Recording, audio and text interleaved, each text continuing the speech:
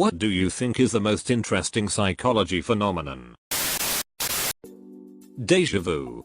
To have such a strong feeling that an instance has happened before is crazy, like you experienced it in the past, or dreamed of it.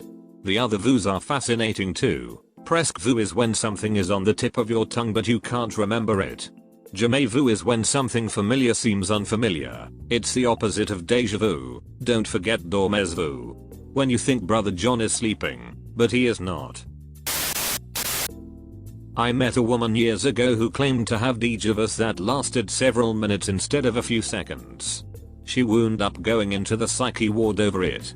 She said it feels like watching a recording of your own life instead of actually living it. I think it has to do with the way memories are stored in your brain. Some feedback loop kicks in and makes you feel like you've experienced the moment before. That's just a guess though. Stuff like this is nearly impossible to study in a lab. I've experienced one really strong instance of this. I was walking on the streets one day and everything felt like it had happened before. It was like watching a projection of a memory play out through my eyes instead of actually experiencing my surroundings in the present. Such a surreal feeling. It was during a time when I was severely distressed, so that was probably what caused it.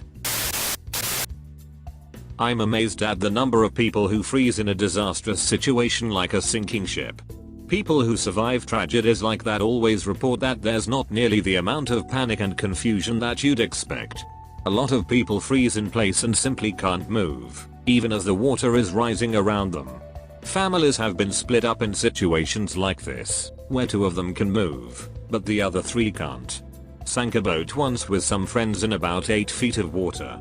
Most of us started swimming for the riverbank, about 20 feet away, but I heard splashing. I looked back and my friend, who is a very capable swimmer, was splashing around looking helpless. I reached over and pulled him up by his collar, at which point he sort of snapped out of it and said, "Thanks man, I'm good." So bizarre. The water wasn't even that cold. It was early September. I figure he was just panicking and couldn't think enough to remember that he knows how to swim. Yep, the freeze reaction doesn't get the attention it deserves, and it's something that's actually really important for us to understand. Freezing is part of the same process that triggers the fight-flight response, and usually occurs when people can't do anything to actively exit or combat what's causing them stress. Freezing is a really old response evolutionarily speaking, and is something of a last-ditch way the body tries to save itself. As a result, people tend to go into fight-flight first, and then eventually freeze if they still can't control the stress they're experiencing. On the practical side, this has some hugely important implications for helping people in distress. If someone who is panicking suddenly becomes much less responsive or almost catatonic, they're not okay. It can look like they've calmed down, but most likely they've just entered the freeze response. That means that as their stress does reduce, they're going to go back into fight-flight before they actually get to a point where they feel better, and we have to be ready for that. On a more mundane note, in our personal life we also need to look for evidence of freeze in response to daily stressors. If you're super anxious about work, and then start feeling less anxiety, but also tired, zoned out, you may be entering freeze. People mistake this for merely being worn out, when in reality their body is struggling to manage chronic stress. Practice mindfulness. Be aware of the present moment. A good start is to do a body scan. Start by putting your full attention into your breathing. Most of the time when you're in panic you have short shallow breaths, so focus on breathing from your diaphragm and slowing down. Try and keep some focus on your breath while you do the rest of the exercise. Move your attention to your feet. Notice every little sensation, the pressure of your socks and shoes, the temperature, and if there is any tension then let it go as you exhale. Then focus on your shins and repeat the entire process until you get to the very top of your head. This might be enough to snap you out of the freeze response. If not, then you need to use some distress tolerance skills. You can try paced breathing. Inhale to the count of 4, hold for 7, exhale for 8, all through your nose. Make sure to focus solely on your breathing. You can activate the mammalian dive reflex by putting something really cold across your eyes, bending at the waist and holding your breath, if possible for 30 seconds. The best is actually to submerge your face in ice water, but that's probably not an option at work. We have this reflex in the event we fall into a frozen body of water. Our body will conserve energy. It slows down your heart rate and blood pressure and can put you into a deep state of relaxation. You can also get up and do some vigorous exercise. People might stare at you funny, but stand up and do jumping jacks really fast, or sprint in place. You can try progressive muscle relaxation. Like with a body scan, you start at your feet and work your way up your body, but instead of intensely focusing, you are going to squeeze the muscles really tight for a few seconds and then release. Make sure you're still breathing properly. These are the tip skills from dialectical behavioral therapy if you want to do more research. Dissociative disorders. A dissociative disorder is a mental disorder that involves experiencing a disconnection and lack of continuity between thoughts, memories, surroundings, actions and identity.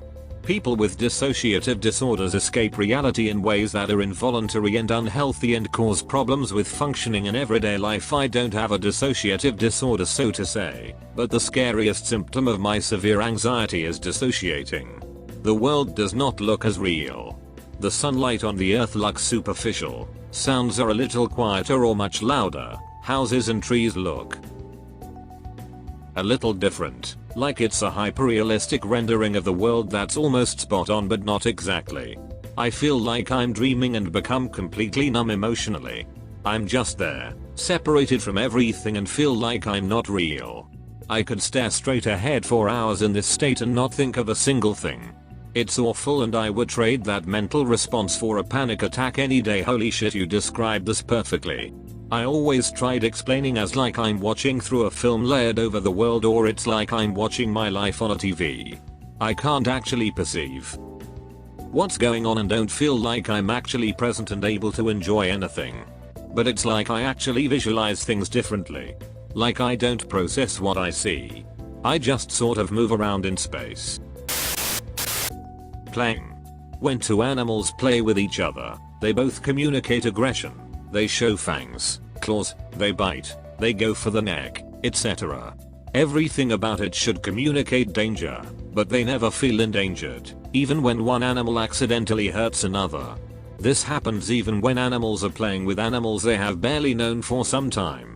It blows my mind how the right context completely transforms all the communication between animals who play.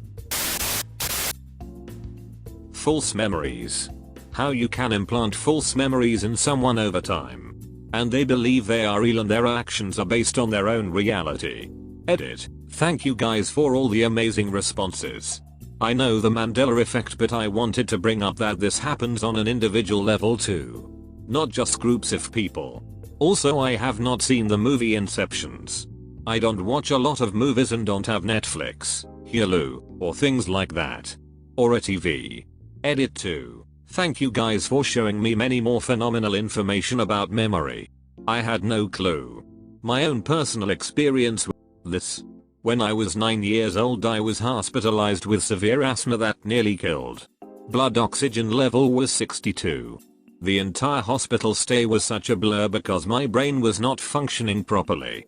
Both my parents were in custody battles and tried to convince me the other parent never once stepped into my hospital room. The last time I spoke with my mother. About a decade. I am sure she would still say my father never visited me. Luckily my grandma, the voice of reason and sanity in my childhood, simply said to me, "They both visited you. They are both telling you lies." How laughter affects people. Laughter is basically the yin to stress's yang, which inspires me to make people laugh when I can, as I don't know what they're going through. Laughter increases things like dopamine, and can even help soothe physical pain sometimes. For me it is the unconscious mind and the fact that it accounts for the majority of our cognitive activity. I think it's interesting how we can simultaneously both know and not know things. It is also interesting, and perhaps even frightening, that we are not running the show to the extent that we think we are, at least not consciously. I like catching my unconscious mind making decisions for me. The one that I've catched the most is actually when to get up out of bed. You would think that is a decision that your conscious mind makes, but if you think about it soon after sitting up you'll realize you just kinda did it without actually deciding to get up.